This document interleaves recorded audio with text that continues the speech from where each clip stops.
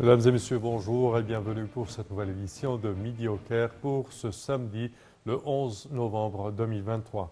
On commence notre sélection avec cette information. Le président Abdel Fattah el-Sisi est arrivé en Arabie Saoudite pour participer aux réunions d'urgence de la Ligue arabe et de l'Organisation de la coopération islamique OCI qui se tiennent à Riyad.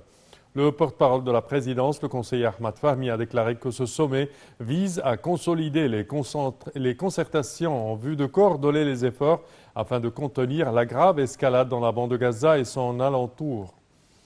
Le sommet devrait également aboutir à une position collective unifiée qui exprime la volonté commune arabe et musulmane au sujet des événements dangereux et sans précédent observés à Gaza et dans les territoires palestiniens.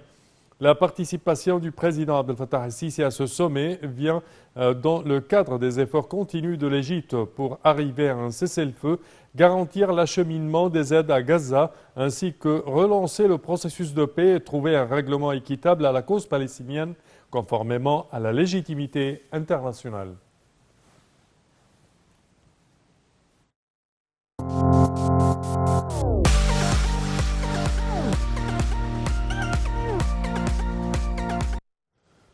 Sommet égypto-qatari, rejet de toute tentative de liquidation de la cause palestinienne. Le président Abdel Fattah el-Sisi et l'émir du Qatar, Sheikh Tamim Ben Hamad Al Thani, ont tenu un sommet vendredi au Caire. Les deux dirigeants ont eu d'importants pourparlers avant la tenue du sommet arabe d'urgence de Riyad afin de discuter la crise palestinienne actuelle. Pour plus de détails, voici un commentaire. Le président Abdel Fattah el-Sisi a tenu une séance de discussion avec l'émir du Qatar, Sheikh Tamim Ben Hamad Al Thani, au cours de laquelle les deux dirigeants ont fait l'éloge du développement continu des relations bilatérales entre les deux pays frères. L'entretien a également porté sur l'escalade militaire israélienne dans la bande de Gaza et les défis régionaux associés qui poussent la région dans les directions dangereuses. Dans ce contexte, les deux dirigeants ont discuté des meilleurs moyens de protéger les civils innocents à Gaza et de mettre fin à l'effusion de sang. Le rejet de toute tentative de liquidation de la cause palestinienne aux dépens du peuple ou des pays de la région et le rejet des tentatives de déplacement forcés ont également été confirmés. Les deux chefs ont confirmé la poursuite des consultations en vue de mettre fin à l'escalade actuelle afin de réduire les souffrances des civils et d'épargner le sang du peuple palestinien frère conduisant à l'établissement de leur État indépendant conformément aux termes de référence de la légitimité internationale et de la réalisation d'une paix juste dans la région. Le président Abdel Fattah el-Sisi avait reçu ce matin à l'aéroport du Caire l'émir du Qatar, Sheikh Tamim Ben Hamad Al Thani.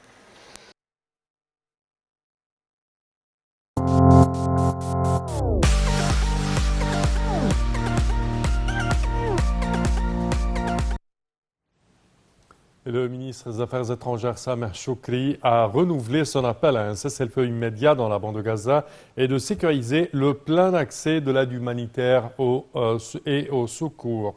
Lors d'un discours lors du premier sommet saoudien-africain qui s'est tenu à Riyad, Choukri a souligné le rejet catégorique des allégations de déplacement forcé, ajoutant que la situation extrêmement dangereuse à Gaza est devenue une véritable catastrophe humanitaire en raison de l'utilisation sans précédent de la machine militaire ainsi que des punitions collectives, des mesures de famine et du blocus par les forces d'occupation israéliennes, le fait qui est inadmissible sa continuation à Gaza.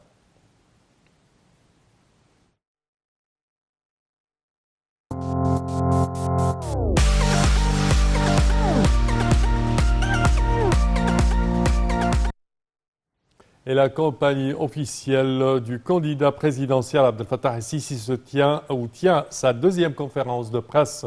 La campagne officielle du candidat à la présidentielle Abdel Fattah el-Sisi a tenu sa deuxième conférence de presse pour annoncer les mesures à prendre dans la prochaine phase et les procédures prises depuis le lancement de la campagne officielle. Pour plus de détails, voici un commentaire.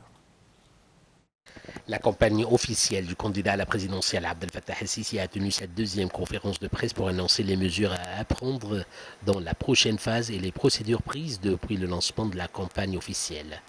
Au cours de la conférence, le chef de la campagne électorale du candidat à la présidentielle, Abdel Fattah el-Sisi, a confirmé qu'à la lumière des circonstances exceptionnelles que traverse le pays, notamment l'évolution de la cause palestinienne, il a été décidé, conformément aux directives du candidat, d'orienter toutes les capacités et les efforts et de réduire les dépenses sur la propagande électorale au minimum en faveur de nos frères palestiniens.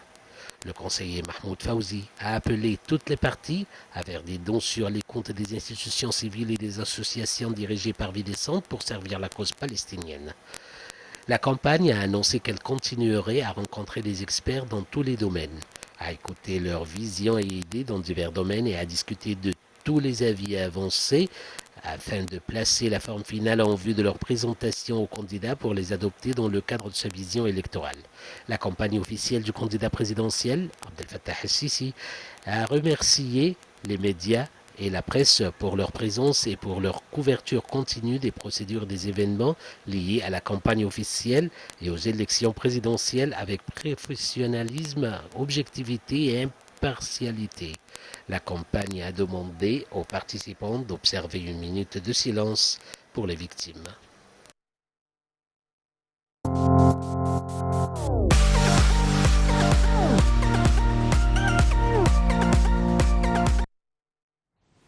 Et l'Égypte accorde une attention au dossier énergétique. Le Premier ministre, Dr Moustapha Madbouli, a souligné l'attention que l'État accorde au dossier énergétique et à la poursuite des efforts pour attirer davantage d'investissements dans ce secteur vital en fournissant de nombreuses facilités et incitations afin d'atteindre les objectifs escomptés. Dr Madbouli a fait jeudi cette déclaration lors de la réunion du Conseil suprême pour l'énergie en présence des ministres de l'électricité et des énergies renouvelables Mohamed Shaker, du pétrole Tariq El-Molla, du plan et du développement économique Dr Hala Saïd, du transport Kamel El-Wazir, d'État à la production militaire Mohamed Salahuddin, du secteur public des affaires Mahmoud Asmat et d'autres responsables. À la lumière des défis et des changements actuels liés au secteur énergétique dans divers pays du monde, dont l'Égypte, et de l'émergence de technologies modernes dans ce secteur, il est indispensable d'œuvrer à achever rapidement la modernisation de la stratégie énergétique en général et l'adoption rapide de la stratégie d'hydrogène vert. C'est ce qu'a déclaré le Premier ministre.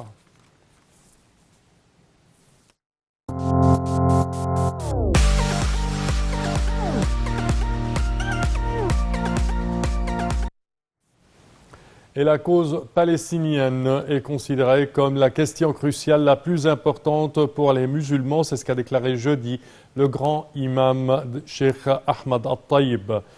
L'institution Al-Azhar ne manquera pas de prendre la tête de la défense du peuple palestinien en exposant la violation des conventions humanitaires et morales.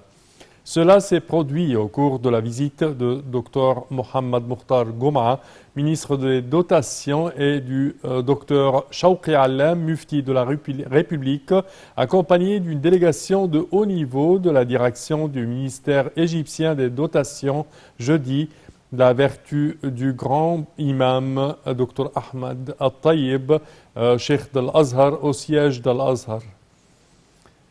Au cours de la visite, le ministre des Waqf et le mufti de la République ont affirmé leur plein soutien à toutes les positions prises par le grand imam ainsi qu'aux déclarations d'Al-Azhar en faveur de la cause palestinienne et sa condamnation de tous les crimes commis par l'occupation israélienne.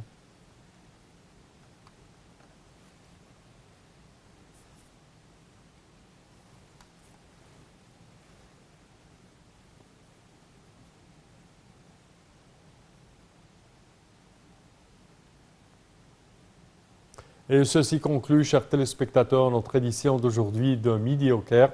Je vous remercie de votre attention et je vous donne demain rendez-vous avec une nouvelle édition. Au revoir.